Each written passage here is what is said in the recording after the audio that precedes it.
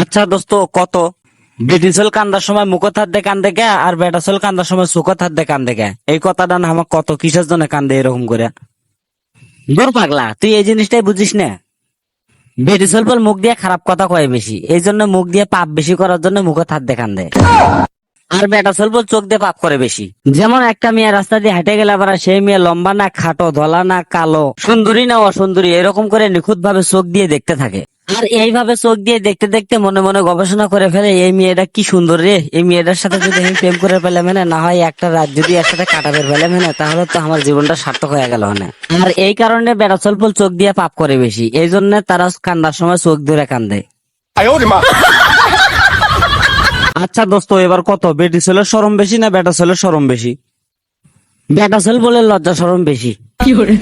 হ্যাঁ তো কইছে, আমি ছোটবেলা থেকে শুনে এলাম বেটি ছেলে বলে লজ্জা শরম বেশি, আর তুই করছিস বেটা ছেলের শরম বেশি। কেমনে বেটা ছেলের শরম বেশি আমার খুলে কত দেখি।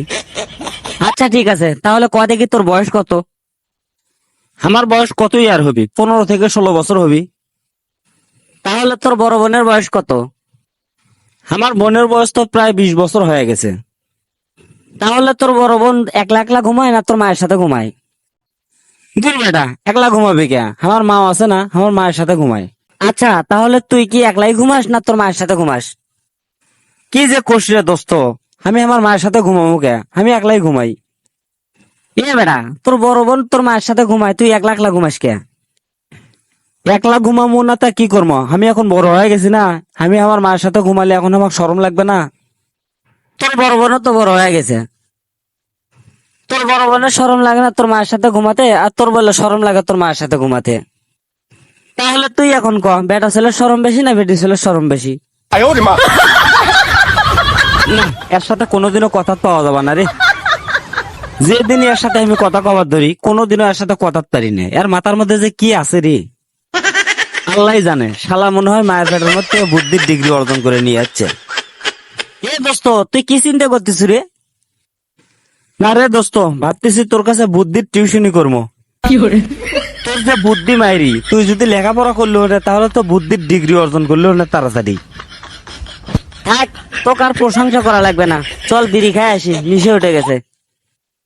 আরে দোস্ত, আমারও তো নিশে উঠে গেছে, কিন্তু আমার কাছে তো টাকা নাই, বিড়ি খামো কেমনে?